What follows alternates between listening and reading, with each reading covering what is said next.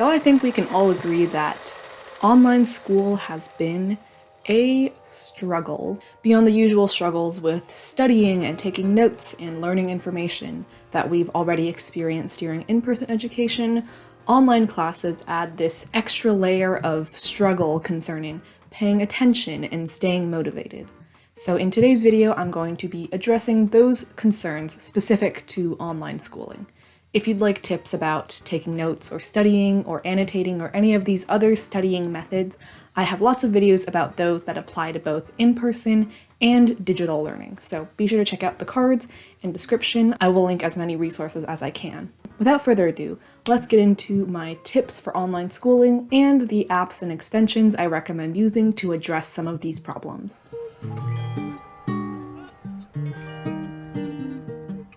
My first recommendation is to block your digital distractions. This is a great solution to try if you struggle to stay off of your phone or stop yourself from browsing other websites during your Zoom classes or during your online studying. The thing about doing all of your educational activities on your laptop and having lectures that are, in your laptop is that it becomes much easier to just open up a background tab or position your phone in a subtle way where it cannot be seen and just start watching cat videos on TikTok. Not that I've ever done that before. And I don't know who needs to hear this, but you cannot multitask like this during class. I know maybe it seems like you're successfully doing both things at the same time, but it's physiologically impossible for our brains to take care of this many tasks at the same time. What you're actually doing is just rapidly switching between the two things, but you're still wasting brain power because it takes extra energy to make that switch from one task to another. So you'd be more efficient if you just focused on one at a time. The app recommendation I have for accomplishing this is on Chrome. There's a free extension called Forest, which allows you to either block a list of websites you tend to get distracted on, or you can use the allow list option, which blocks every single website except for anything that you allow, such as Google Docs or Wikipedia.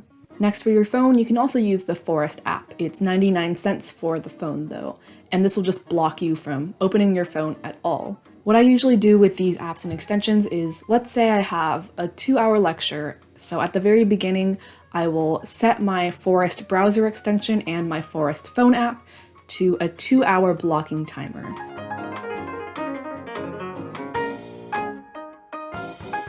My next tip is to take some analog breaks. And this is a great thing to try out if you just cannot focus, especially if you can't focus on a screen. Now, none of us are wired to be productive and focused 24/7. You simply can't expect that of yourself. And when you're getting tired and losing focus, it's not because you're weak or you have some sort of deficiency in your ability to pay attention.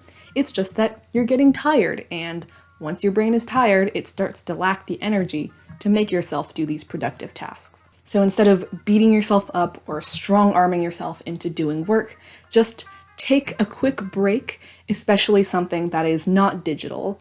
It does wonders in recharging your batteries and increasing your energy levels so that you can be more productive during your productive time. During in-person school, I found that a lot of my break activities tend to be digital, like reading on my phone or watching cat videos. But during online education, when we have hours and hours of mandatory screen time, I recommend getting away from that vortex of screen time and giving your eyes a rest by doing break activities that are based in the physical world rather than the digital world. For example, I've recently gotten more into practicing the ukulele. I've also reactivated my old art and nerd kid habits by painting some miniature Minecraft paintings. Additionally, if you're able to safely go outside, I would highly recommend doing that. A lot of research shows that things like sunlight and just being around trees has significant effects on our happiness levels. So make sure you wear a mask, stay socially distanced, whatever you need to be safe while you go outside and get some fresh air.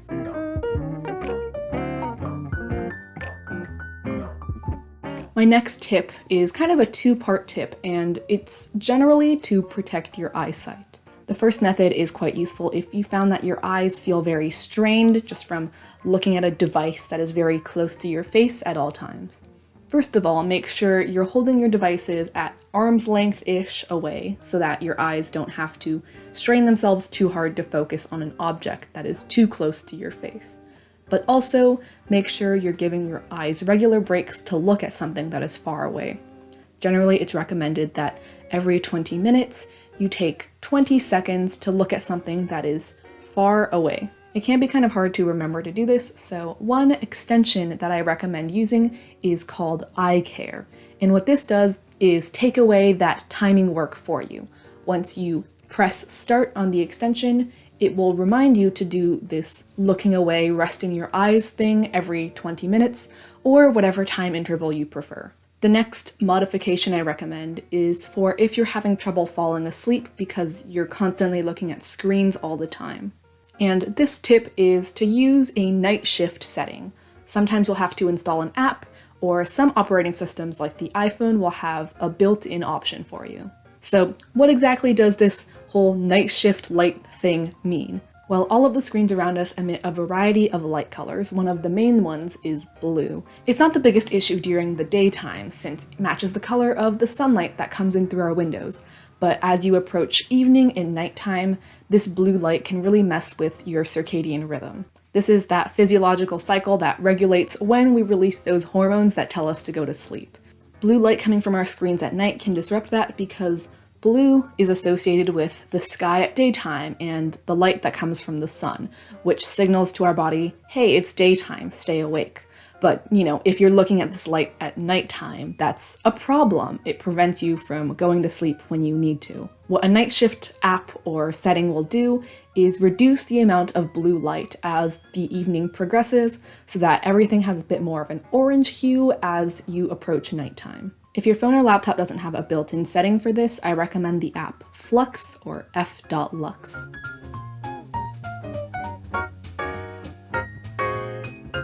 My next tip is to designate and set up a special study spot within your home. I recommend this if you find that you were able to focus pretty well at school or at a library, but now that you're at home, you just cannot focus. The reason that our abilities to pay attention and focus on tasks differs from location to location is largely psychological. For a place like a school classroom or a library, we've generally all conditioned ourselves to associate these places with education, learning, and generally focusing and paying attention. On the other hand, most of us have not formed this type of focus mode association with lying in your bed or being at your kitchen table. Of course, it's going to take a while to Pavlovian dog condition yourself to view a certain location as a place where your focus mode is activated, but I recommend getting started on this with a specific spot in your home. So just pick a location, whether that be a desk in your room or a dining room table, and then do all of your productive, focused work in this set study spot, while also avoiding any unproductive, unfocused tasks there.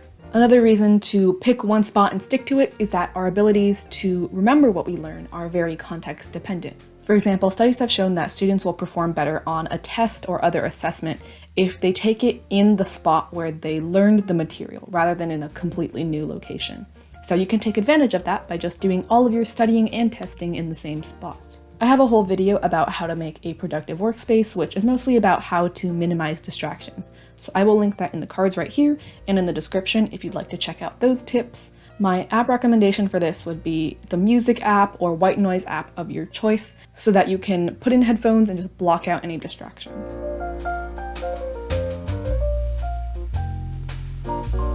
My next tip is to annotate all of your digital readings. I recommend this if you just can't seem to remember anything after you read it.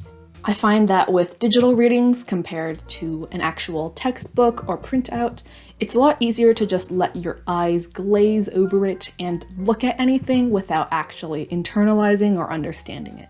To prevent yourself from passively looking over everything instead of actively reading it, I would recommend interacting with the text in some way, generally through annotating it. So this would include highlighting the most important points, identifying the main structure of the reading, or writing notes in the margins with your reactions, definitions, anything you'd like to add. The physical act of highlighting or writing things down just forces you to actually engage with the text. I find that the iPad has been a great investment for the online classes I've taken this summer and during my last few months of high school. But of course, it's not necessary for everyone. You could even consider just printing out all of your readings on paper and highlighting them with an actual highlighter and pen.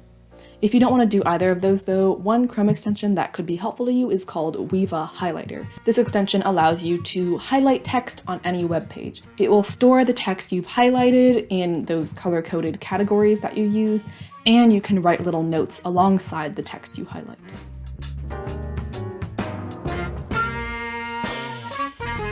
My last tip would be to find some accountability buddies.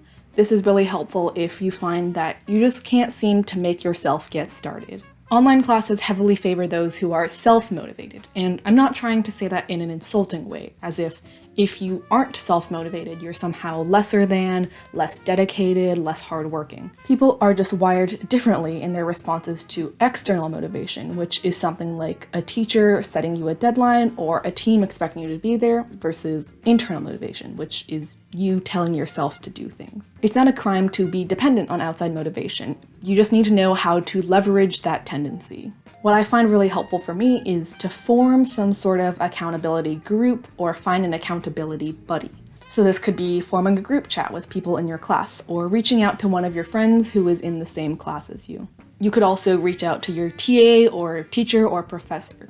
It's just helpful to form those ties with other people who can both help you with the class material if needed, and just generally check in and make sure you're keeping up with everything. Being able to talk to someone and feel like there's actually someone who expects you to show up and expects you to be paying attention and learning the material can be really helpful to those of us who like that outside accountability. It reduces that feeling of it just being you sitting by yourself in your room, looking at a screen with a bunch of random faces on it, and instead makes it feel like, there are actually real people behind this Zoom thumbnail picture. My app recommendation for this tip is your messaging and video chatting app of choice. I usually use either Discord, Facebook Messenger, or GroupMe for my class and individual chats. But again, it's really up to you what you prefer. I hope you found these tips helpful, and if you have more tips or apps that you recommend, be sure to leave those in the comments.